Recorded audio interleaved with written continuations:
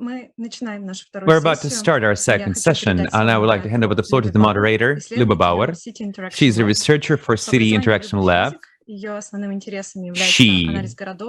is an expert in physics. She's analyzing cities and the use of virtual and real settlements. She's also doing civic sciences applied to the city. Thank you, Sveta.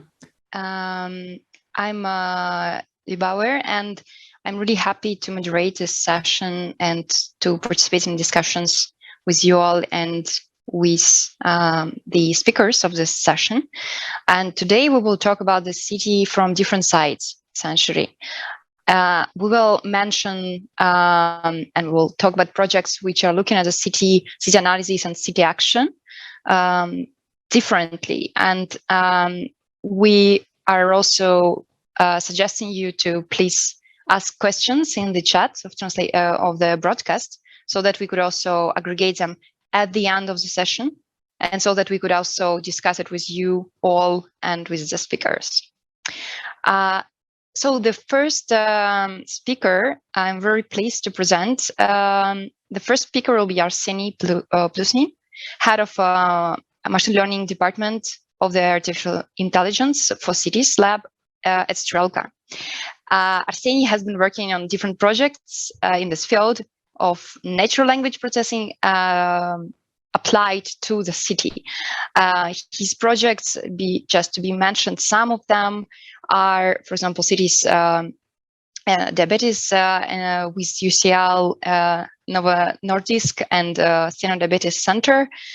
I think that we should probably ask already Arseny to share with us your presentation, and thank you.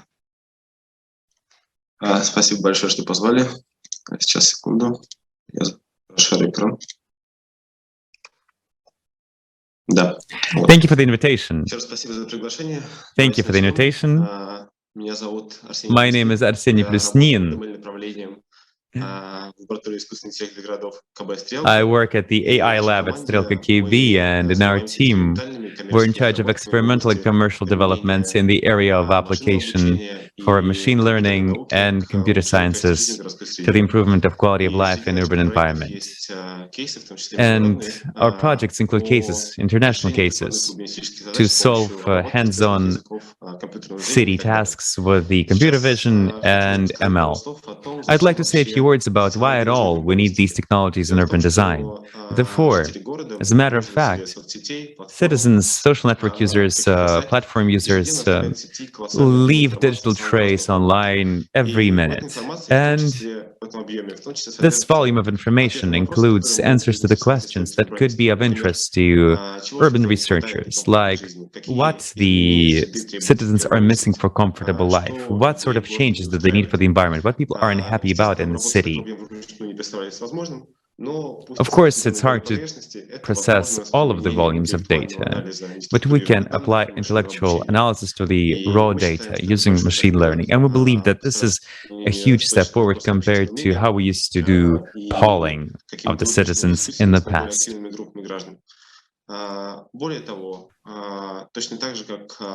And similarly to urban planning and territory improvement, we can be more flexible thanks to using feedback from citizens inherently. And businesses can also be interested in processing and analyzing this sort of feedback to make their work more efficient in terms of services and metrics. We believe that this dynamics is positive because more often than not, businesses are the key drivers for change in the city.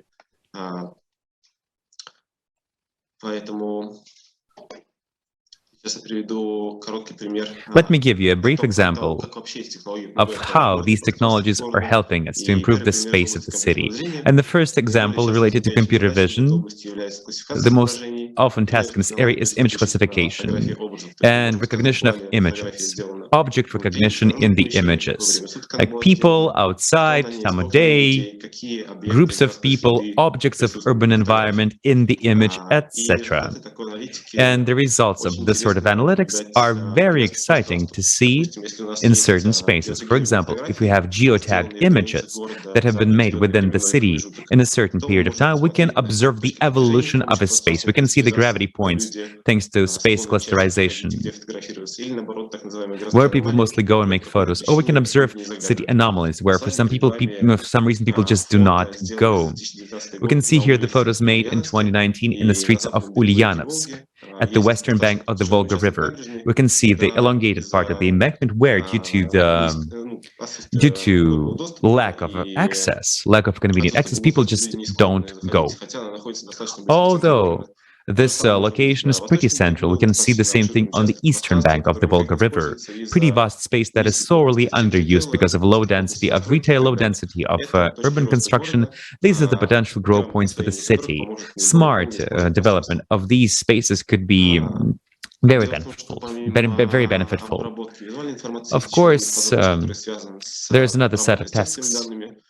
We can also analyze text. It's quite hard to teach the machine to solve this sort of tasks because language is complex. Therefore, because when we communicate, we actually communicate within a context, within a lot of circumstances. That's why our language is brief, but it includes lots of context, which is inaccessible to the neural processing of the machines, to neural language processing.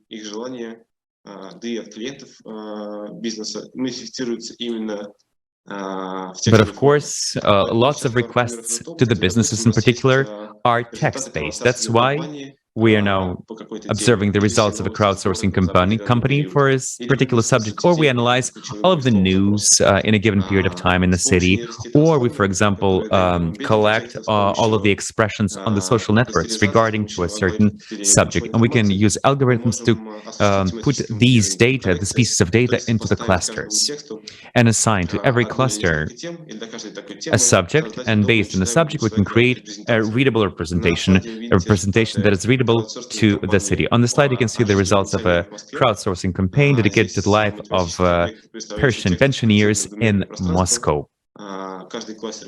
Every cluster here is marked with a color, and cluster 13, for example, is a text that is describing the ideas of helping pensioners with their pets. When we work with it, we use linguistics. So when people speak about the city, they often make claims, meaning that they feel that the green areas are not big enough, or there's too much garbage in the city. And so we can get the information about different parts of the speech. And here you can see that the inhabitant of Sakhalinsk would like to have a place in the city that is a shooting range. So natural language inference is automatic determination of the logical models and logical connections between the texts. This is where you work with the big data. For example, there is a task to make logical consequences. We give like a text as a basis. For example, I live in St. Petersburg, and we give hypothesis. For example, I live close to the Gulf of Finland, I live in the desert, or I'm absolutely happy. And the model has to determine if there is a controversy in the hypothesis. Is it the consequence, or you cannot say this or that? And in order to resolve this problem, the system has to take logical operations. It should understand the words. It should understand the entities and relations between them, like people live in the cities. This ability of the model can be used when classifying the text. For example, you give a text at the entrance, you give lines, and the model can determine what text can be given to the text. This is some kind of classification, because in this case you don't use the learning, but we only count on the abilities of the model to come to consequences. So here you can see an example of that: religion and territorial improvement. So these technologies were used when we had a project in Yerevan in Armenia. Together with our partners, we processed more than 2.9 million texts in Russian and Armenian languages. And thanks to the analysis of the tone of voice and the determination of the main information, we checked the requests. So we helped the Center of the City Anthropology to check the requests of the inhabitants of the city, and we identified such problems as absence of parking lots, transport, territorial improvement, and sports infrastructure. For example, people discuss that it is so sad that the stadium in the city center is abandoned. The next problem is related to diabetes, and the project was called City Conquering Diabetes. So we work together with our partners in Copenhagen and our partners in Russia. So in that case, we had to check the requests of people suffering from diabetes type 1, type 2 when they live in the urban environment, and what threats they have when living in the city. So we identified problems related to transport, physical activities, psychological support, and education, and many other things. But the biggest project in terms of the amount of data was touristic index, which was developed by Strelka KB. In the process of the project, all the regions of Russia were divided into 4 groups, depending on the touristic abilities and their balance. In each region, they made an analysis on the basis of 6 indicators, and for several regions, it was possible to identify specific events or places that caused especially bright reaction. I would like to especially let you know that modern models have a generalization ability, but they require to be tuned for each specific task. So we can take a model which is developed for the analysis of film reviews and use it in different cases. But that is not only a challenge, but also an opportunity for improvement, because we work with the centers of competences and project teams of KB Strelka. We saw that not only actors that are interested in territorial improvement are interested in that, but also private players and companies. They change a lot the way we use our infrastructure, like soft mobility, car sharing, taxi, food delivery, and so on. So a part of our team focuses on the creation of the system that will help the players to review the feedback and to use our experience for that purpose. So the use of machine learning in urban development is a new discipline. There are a lot of areas for improvement, so we are very open. We would like to have more research and more discoveries. Thank you very much. Thanks a lot, Arseny. I'm sure that there are a lot of questions which one should and can discuss.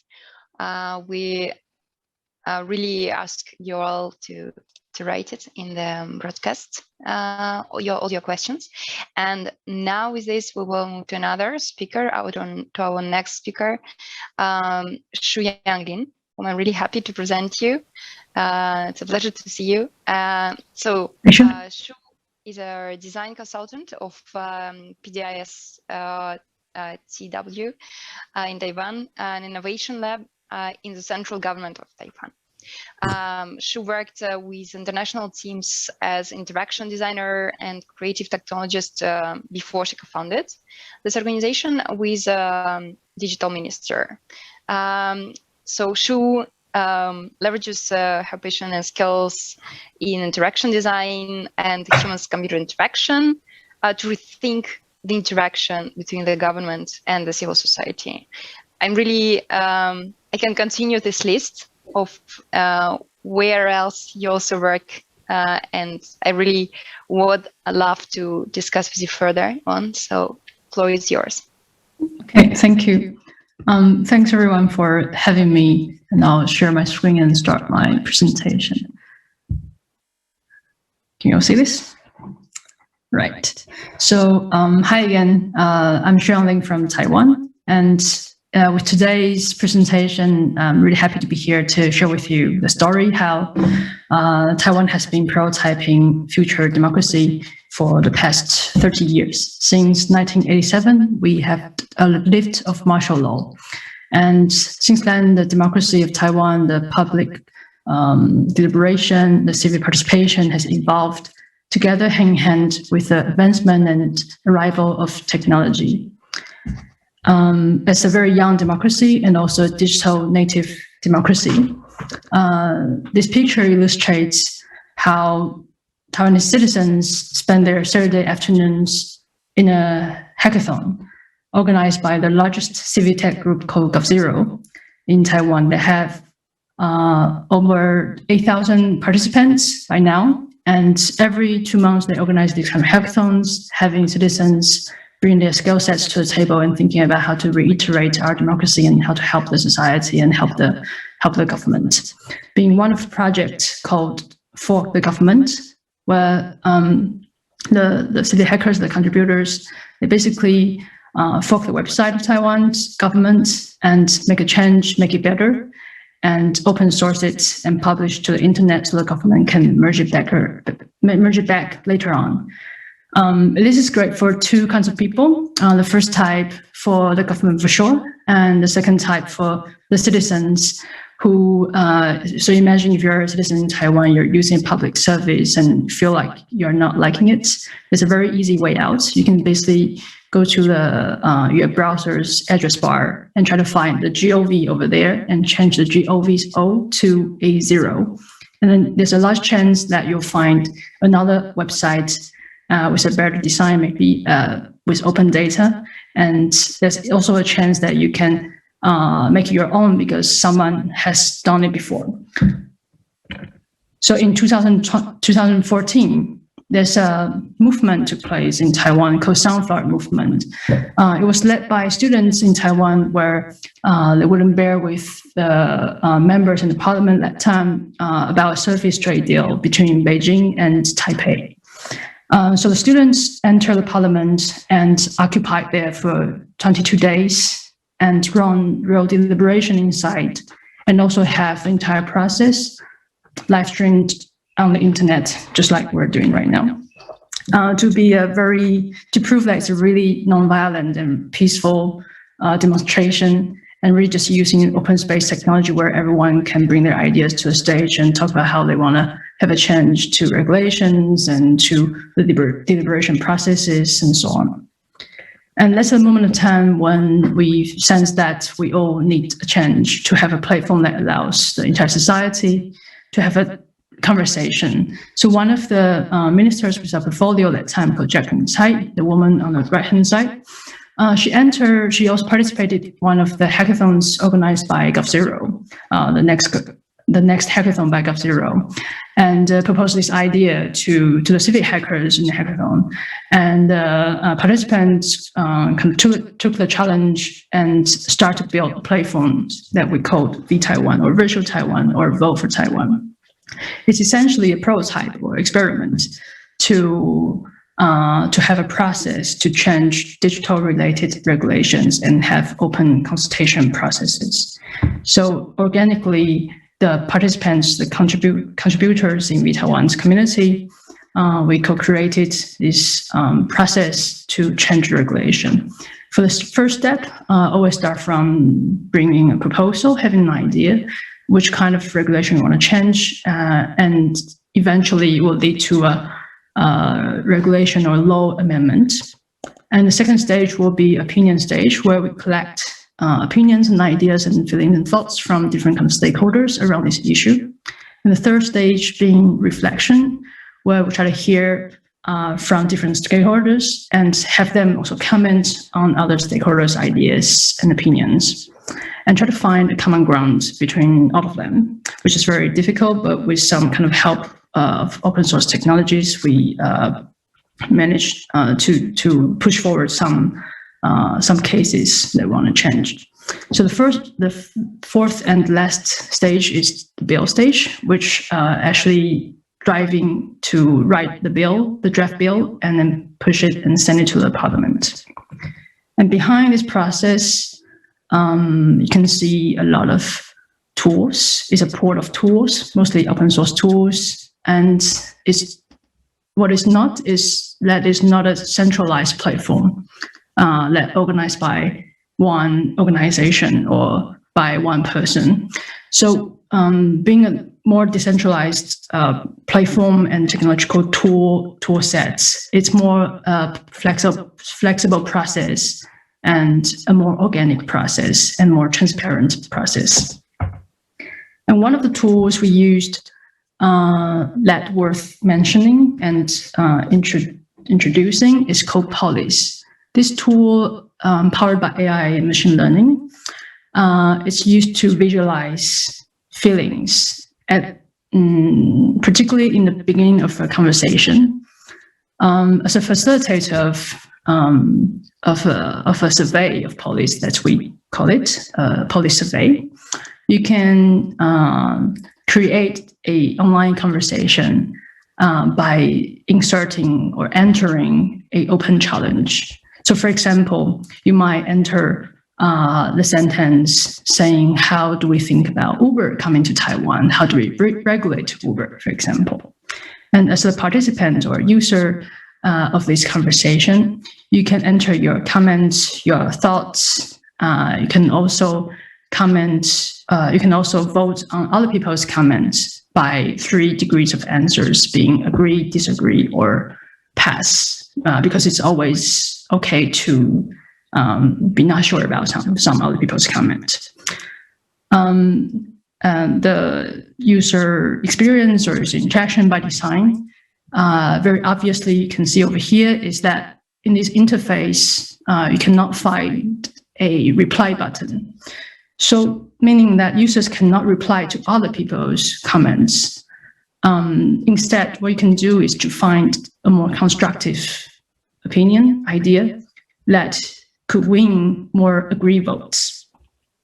The visualization here in the bottom of the page is also that not visualizing by the majority opinions, but actually trying to represent the opinions that's winning the most upvoting agree votes by the most diverse group of people.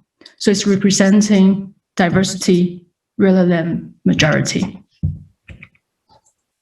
What we observed from the back end is essentially after a few weeks and usually 4 to 8 weeks of conversation, the conversation moved from more divisive statements to consensus statements. In the beginning, you might find people entering their statements and not winning a lot of votes. But eventually, after a few rounds of conversation, people start to come up with a better, more constructive ideas. And you can see some comments, some statements winning a lot of upvotes despite by the voters who are from different kind of camp groups. And those are the statements we want to bring into a face-to-face meeting and have all the stakeholders sitting around the U-shaped table and talk about it. So usually we'll bring the stakeholders who are more active to talk about this issue, being the civil society, being the government, being academy or private sector. Have them discuss the rough consensus we collected from the online Polis survey and have them go through the details really to a degree that it can be written as a draft bill. The facilitator from time to time, it's because it's also a live streamed event. So for the facilitator from time to time read out the chat channels, messages to the people in this meeting. So it's not only a a closed meeting, it can be more open up to more people to participate. And sometimes it's VR enabled, so we have a 360 camera in the room, and online participation. Online participants can have a more first-person immersed experience. And by now we have more than 5 law amendments and 20 regulatory reforms. Working together with the government, we Taiwan as a grassroots community has achieved some successes in open consultation for the Taiwanese society. In GovZero, the Civic community that I just mentioned in the beginning, there's a motto to be nobody, which actually means instead of saying why nobody's doing this, we can just be that nobody and start doing things. So with that, I think I'll end the presentation and urge everyone to be nobody like us. And if you are interested in knowing more, you can type in this URL to join govzero.tw. Thank you. Thanks a lot, Shu. It's very encouraging and positive, the message which you transferred the last. And I again encourage you all to write us questions. We will answer them and discuss them all together with you at the end of the session. And with this, we will go now to our next speaker, Sarah Williams. Sarah is an associate professor of technology and urban planning at MIT, where she's also director of the Civic Data Design Lab and the Center of Advanced Urbanism. Sarah combines her training in computation and design to create communication strategies that expose urban policy issues to broad audiences and create civic change. And this action is called Data Action, which is also the name of the book by Sarah Williams, the recent book which was published by MIT Press. Sarah also is a co-founder and developer of the Envelope City, a web-based software product that visualizes and allows users to modify zoning in New York City. I am really happy that we all are here and that, Sarah, you found time to present. Thank you so much.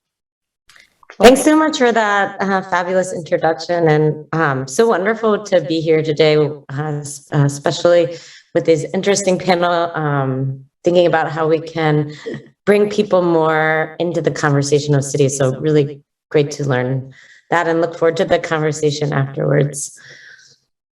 So today I want to talk a bit about my recent book, Data Action, Using Data for a Public Good. And, part of the book really talks about how collecting data through participation, like we heard before, is important to empowerment. So the premise of my book really started with the reality that in the last decade, we have created unprecedented amounts of data, which is only set to increase by tenfold, largely developed by private companies such as this data set from Google's autonomous vehicles. And while not all of the data is closed, like the previous example, all the excitement from civic hackers to consulting groups such as McKinsey and Sidewalk Labs left a pain on my side. Did these groups know the ways in which data intentionally or unintentionally can cause harm? Did they know in their excitement to do good that they might be marginalizing or even forgetting whole populations? And while criticism began to mount from academics about the potential misuse of data, as you see in the examples here, and rightfully so, I found we needed a way to show people how to use data ethically and responsibly, to explain to data enthusiasts and my MIT students alike how we can use data for empowerment rather than oppression as was described in these texts. So I decided to develop data action, which I believe presents a corrective standard to data practices, acknowledging that data represents the ideologies of those who control its use. At its heart, data action was developed for the data novices, the civic hackers, all of those people that are really excited about changing the city. And it really asks us to have a rethink how we can use big data. So I'm going to go through and talk about the book using chapters as a framework. And so the first chapter of data action, big data for cities, is not new. Positions the reader within this larger narrative by providing an historical account of the ways those in power have used data to shape our cities, how they have reinforced structural racism, how data has helped enforce the marginalization of various populations. But at the same time in this chapter, I provide examples of how data has created benefits to society, such as establishing social services and stopping the spread of disease. The juxtaposition of these two outcomes provides a reminder that the person analyzing the data defines how it gets used. So let's take a second to think about this chapter, and I'm going to use an example. Let's take a second to think about, in the US, we create congressional districts every 10 years. But in 1920, we didn't. And let's just take a moment to think about why. The reason why was a matter of data. The 1920 census was the first time that urban populations in the US would be larger than rural. And this was really a problem because we use the census data to define congressional districts, and those congressional districts then have a vote on government. So what it meant was, for the first time, urban populations would have more say in government than rural populations. It wasn't until 1932, after act from Congress ensured the timely drawing of district boundaries. Here we see many more districts in the urbanized areas of the United States due to this redistricting. But let's fast forward to the 2020, when we're almost seeing exactly the same problem. The urban and rural divide has always been a problem in the US, with rural areas being thought of as more conservative and Republican, and urban areas more democratic or liberal. And how do we draw boundaries for these congressional districts has been contentious and a matter of data because it's based on the census. In fact, the Republicans are, let's say, more conservative party, had ahead of congressional redistricting. Here we see Thomas Hofstadter, and he was often called the Michelangelo of gerrymandering. Gerrymandering is the practice of dividing or arranging a territory or unit into election districts in a way that gives one political party an unfair advantage. And Thomas was really great at that because when the 1970 census was made digital, he systematically used data to redraw district lines. He even came up with the idea that there should be whole African-American districts, which reduced their voting power.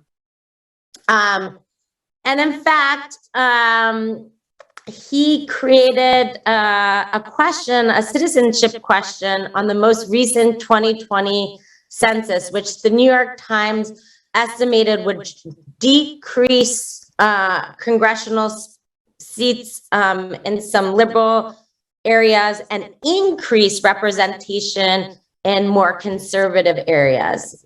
But what's interesting is when he died very quickly, people found notes on his computer that basically said he was using the additional question of citizenship to decrease population counts in urban areas, so to decrease the urban vote. So almost 100 years after the first scenario, we see it happening again.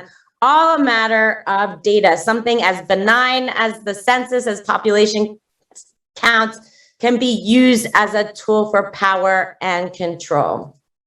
So chapter 2, it's surprising given all the hype swirling about massive amounts of data in today's world that some essential data is still missing. This missing data usually represents the interests and needs on the margins of society, but it also often represents topics governments and companies seek to keep hidden. Chapter 2, Build It, challenges us, communities, and data specialists alike to create data needed to encourage policy action. So again, I want you guys to all ponder, where do you think the Associated Press got air quality data during the Olympics in Beijing? Like, how would they get that data in China in 2008? Well, many might say it was from the government, but no, in fact, the government wasn't releasing any data on air quality. They were releasing an index that said air was good or bad. And when the sky was full of this hazy smoke, they often said that was fog, not smog. So the Associated Press teamed up with my research lab, and we created air quality sensors during the Olympics that looked at particulate matter. And we were able to show that on many days, the particulate matter, the things that cause problems to the athlete, was well above the World Health Standard for developing countries. Here we can see the red, and you can see what London and New York were at the same time. So we were able to prove the air quality. It was used, the data that we collected was used in the Associated Press reporting. They created a data visualization that also included these kind of hazy, foggy smog maps of the bird's nest. And the data was also produced in the New York Times. And here we show how collecting your data from your own interpretation can really have a powerful debate. And by teaming up with the Associated Press, we could really create a dialogue about the conditions of air quality in China.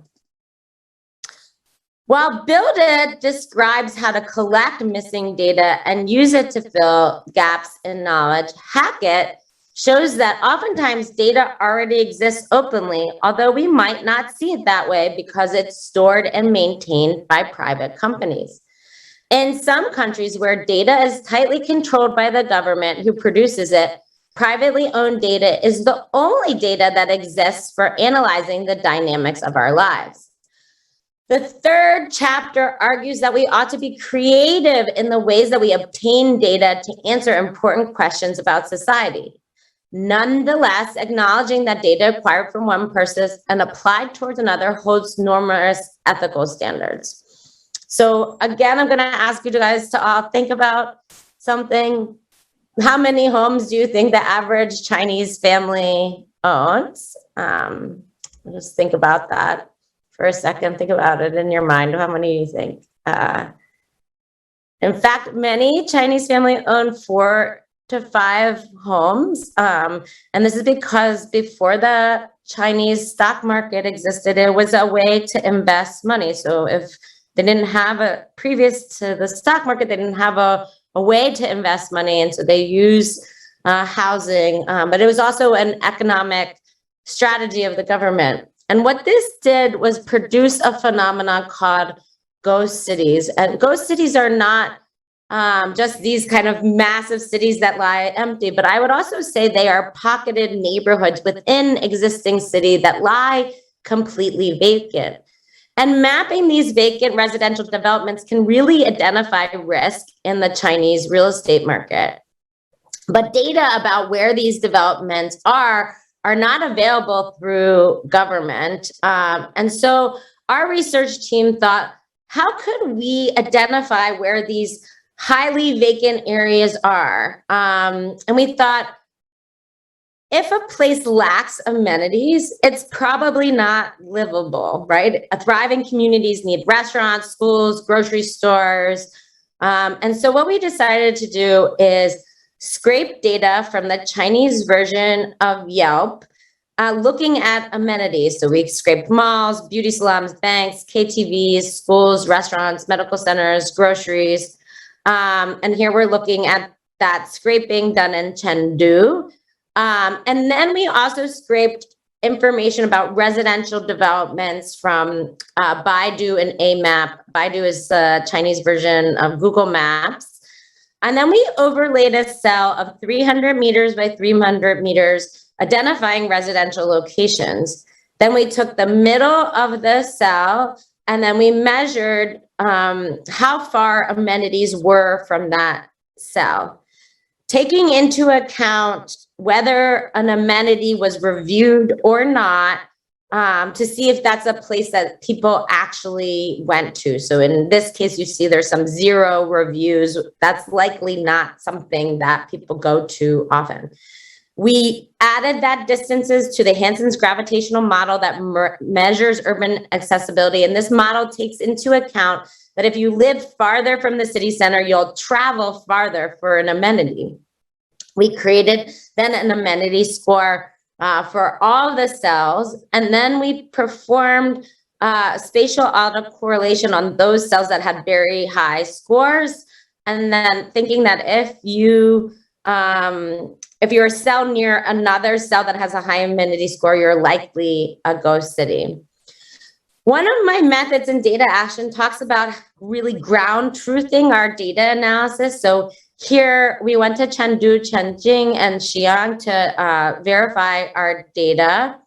And we found things like this, a development that largely lies vacant.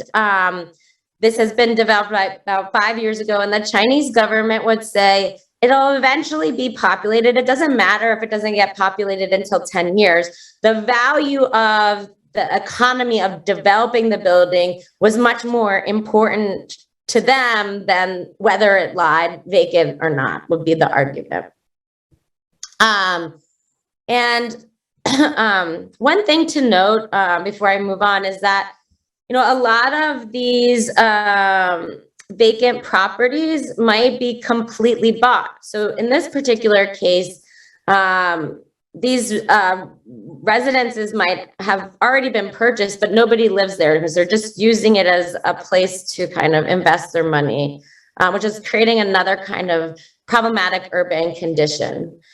So, one of the things that I also believe is it's really important that when you use, let's say, a algorithm model to expose that algorithm. So we use something called Hansen's gravitational model of urban accessibility, but the average person is not going to understand that equation that I put on the screen. So what we tried to do is create a visualization that would explain why each cell had a different score. So when you click on a cell, it'll tell you the reason that that cell has a particular amenity score. And so some of the cells that you were just looking at showed, that the amenity score was high because of malls, or they weren't very close to malls or schools. So this is a high amenity score because you have all of the things that you need around it.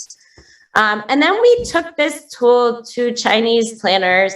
And what I think was great about making the visualization is that they really had more candid conversations with us. And so, vacant developments are very controversial to local politicians. They talked about real estate developers talked about how the burst of the real estate bubble will carry irreversible impacts for residents who buy homes with mortgages. And even academics discussed how addressing this oversupply is looming ahead. And so hopefully we created a map that created the risk in the market. And this has been a lot in the news recently with the Evergrande scandal. And really, we're mapping out kind of what's going on in the market. So chapter 4. While Hackett asks us to innovatively find and acquire and analyze data for policy change, but communicating the results of analytic ingeniously is essential for making impact. Chapter 4 shared stresses the importance of sharing data both in its raw form, but also through visualizations.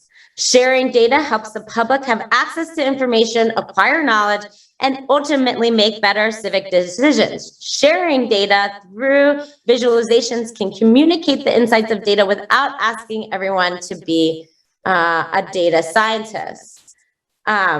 So in this chapter, I'm going to take you to a very different place. I've done tons of work in Nairobi, and in Nairobi, they suffer from huge amounts of traffic congestion, and this traffic congestion is really due to the fact that the city has developed much more quickly than the transportation infrastructure could match up. And when I went to Nairobi, I started to make a model of transportation in the city to kind of really help think about what we can do. But one thing I was missing from my model was information on where matatus go. These are the buses that you see in this picture and then you saw in the last image that are the main way people get around. They are essentially the public transport system, and information about where they stopped and went would be really important for my model, but didn't exist. So I thought, how could I create this data for my model? But shouldn't everybody have a map of where their bus system goes? Could I give it to everyone to use? And so we used cell phones to collect data on where these buses went. And if you guys don't know Nairobi, people use their cell phones for everything. You can buy coffee through your cell phones. They use it to pay taxis. It's kind of like their credit card. So they're really ubiquitous. And our research team collaborated with the University of Nairobi to create an app.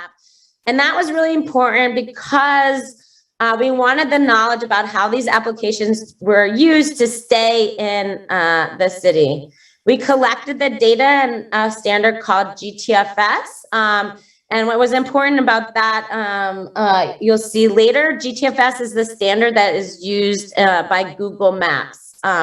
So eventually we were able to draw a map of the city. Here you can see the map drawing the city here. And then we were trying to think, how can we represent that data more clearly?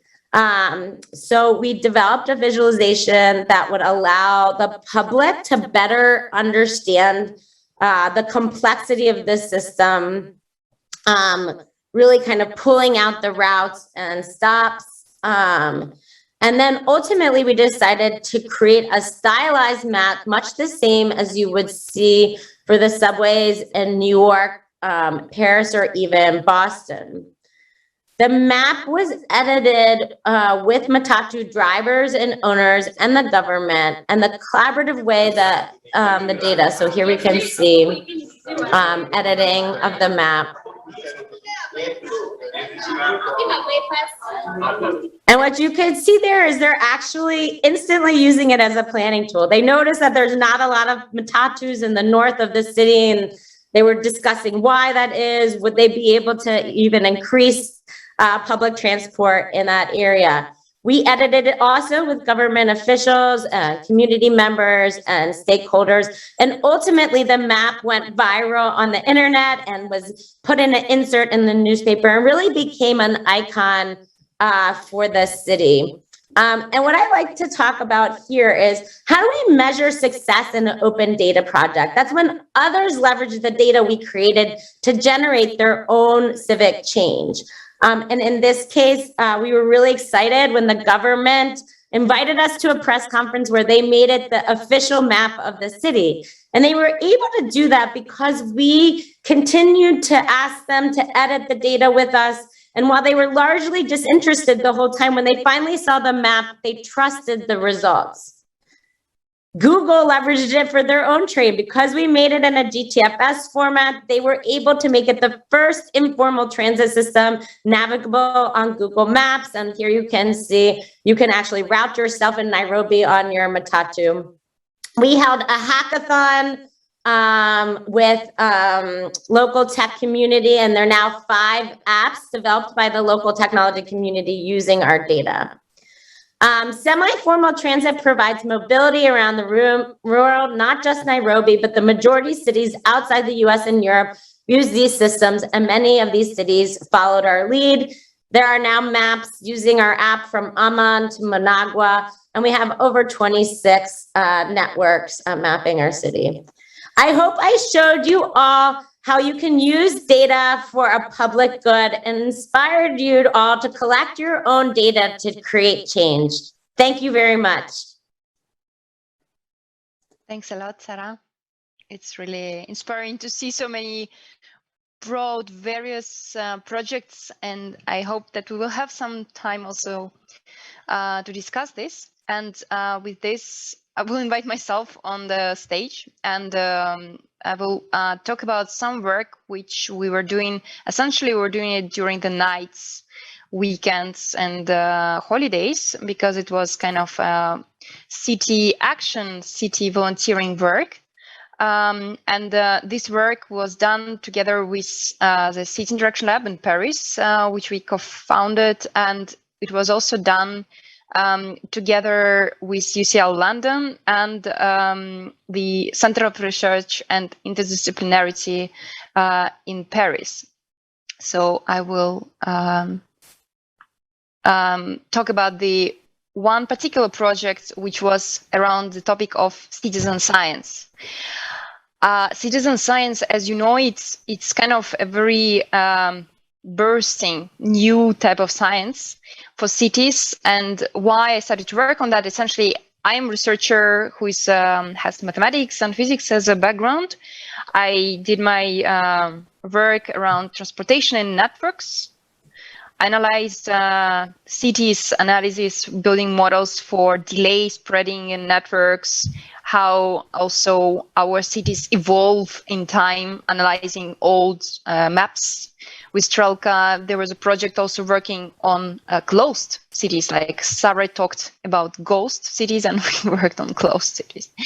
So with that, also all of that, just to come to our main topic, which I would like to share with you, it was about grassroots organizations, which we believe could change and help our cities.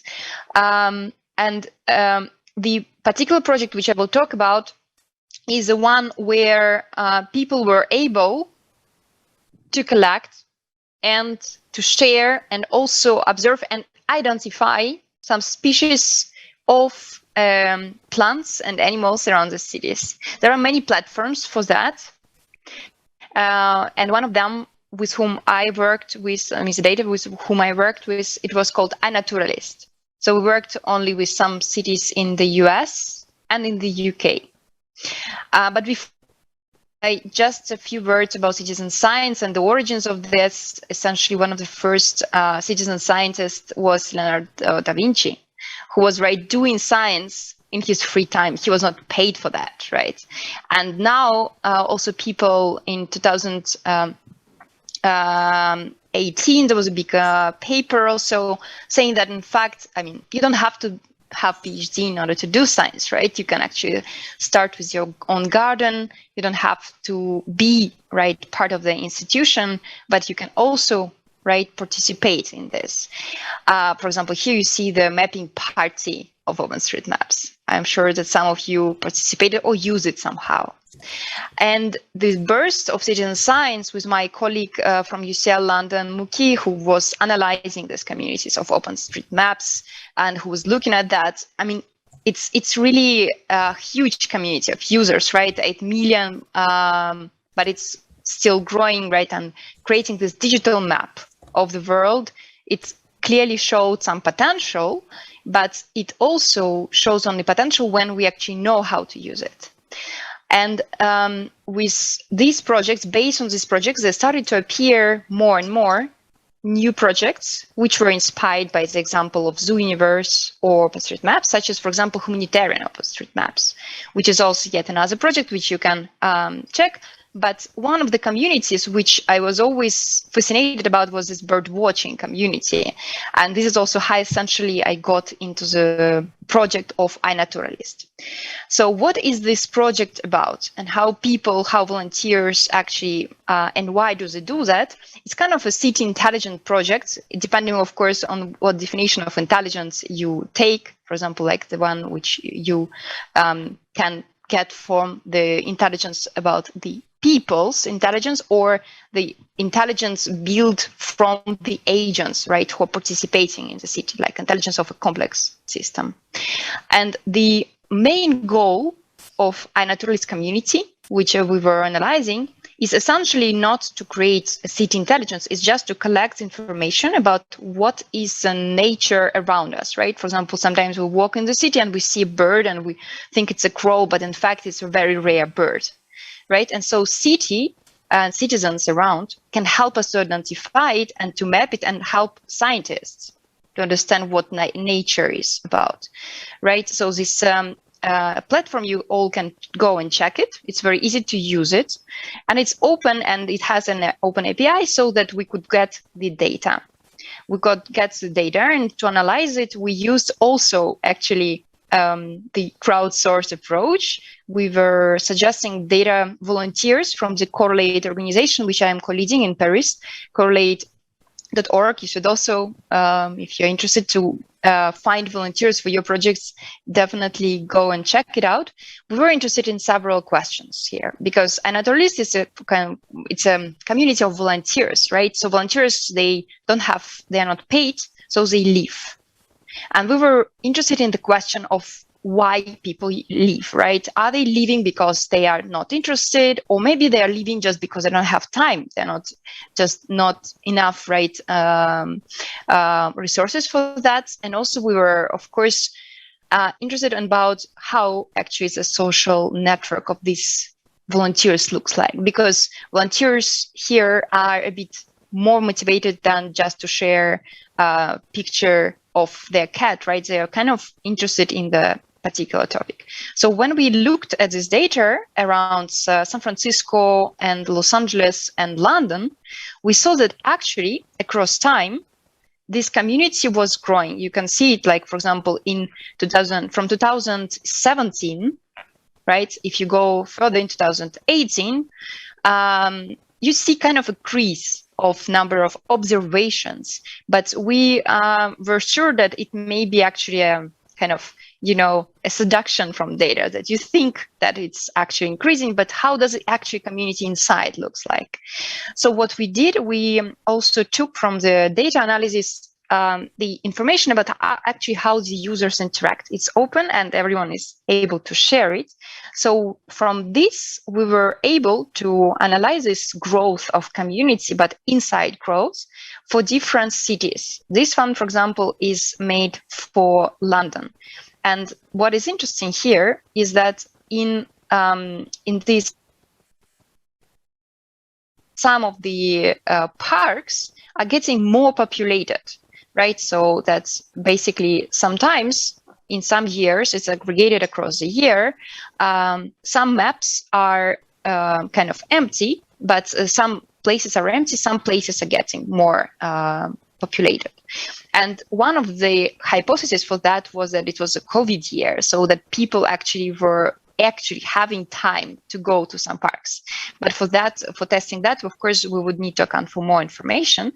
And what we did as one of the help and support for analysis of this community was to do a network analysis of interactions. So here you see users as nodes and connections between them when people interact on the platform. When, for example, I upload the information about some species which I found in the street, then Arseny, for example, says, okay, this bird, I know this species was a bird. Then there is a link.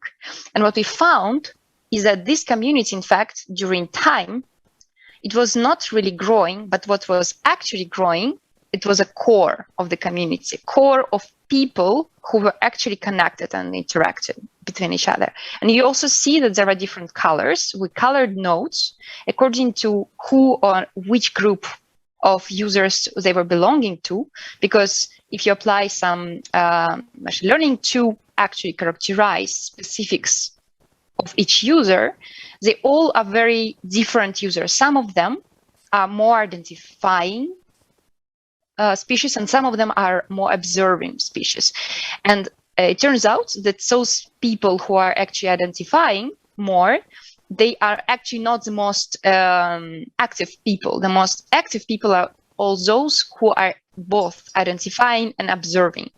But those people who are generalists, they are very, very rare, and they actually presume this so-called 1991 rule in this kind of volunteer communities, that actually 1%, around 1%, in fact, a bit more, of users upload the majority of the information to the platform. They produce content, right? So most of them are doing less than 1% of their observations. So it's kind of this kind of heavy tailed observers and identifiers of the community.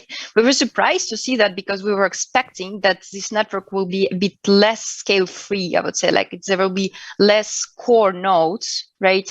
But it will be more distributed. But in fact, in this community, what was found, it was that actually it was quite centralized around the core users or super users. And some of them observed more than 1,000 made 1,000 observations, which means that people really, really are active.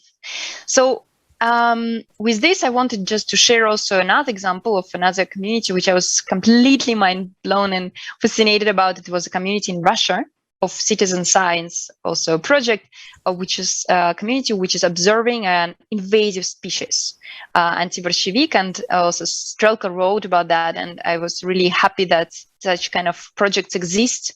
And again, they are driven by volunteers. And if you understand who are those volunteers, how to help them, how to engage them, what is their role, what do they need, right? There can be a very powerful structure for our cities to work with them and to analyze that. Our code and data, which we worked with, they are all available in online, so that you can actually use it maybe for analysis of your communities. And if you're interested also in our projects to do that as a volunteering action or maybe as a collaboration, we really encourage you also to visit our website and to visit our community with Correlate, having a conference next week, which is also this big open community. And yeah, feel free to contact me. Here are some links and references to our projects if you are interested. So with this, I wanted to finalize discussions and open also the floor to broader discussions with the audience. But I know that there are a lot of more questions, but maybe just one question which we could discuss with the speakers, because we don't have so much time to have any questions with the audience. Do you see any common directions which every country is taking? Because here Sarah and Arseny presented and Shu presented projects from all around the globe. Do you see any common trends of grassroots organizations? Yes, definitely. I think as one of the common trends I could probably brought up at just top of my head is that when the grassroots organizations create a movement, it will evolve very organically only when there's a real need. So when the citizens, for example, really needing some kind of projects, exercise, interactive installations, or interactive maps, visualizations, for example, it could be served as a facilitate as a conversation starter for many kinds of different issues or topics, but when there's a real need, and that tool will be used quite dramatically. And then that's when I think the grassroots organizations can see this as a reference to understand what kind of tools to put more efforts into building later on. That's one of the things I think that's quite interesting to see as the needs driving what tools that we as organizations can make. Thanks, Jo. Yeah. Arseny? Yeah, I would say that in the recent years, we have seen a whole series of wonderful projects, grassroots projects and initiatives like the one you mentioned. I will also mention a project called Breathe Moscow, where people are measuring the quality of the air, like in Beijing, but in Russian cities. And as for the common feature, I think that all these initiatives are very dependent on the citizens' engagement.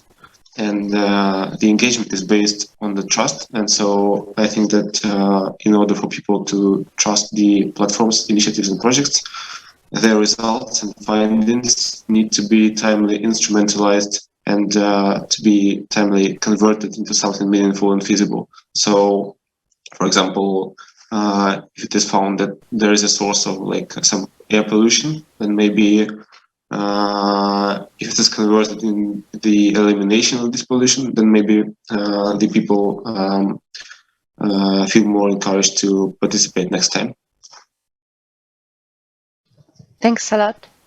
Sarah, do you have any word to add here? Yeah, I mean, I see a commonality in everything is this kind of missing data, and everywhere in the world there are data that we're kind of missing that's really important to make an argument for the needs of citizens. And so what I was really inspired to see in everybody's talk, wherever they were in the world, they were trying to capture that missing data and really using it for an argument for change. And I think that's at the heart of crowdsourcing. How do we make visible the invisible? Yeah. Thanks a lot.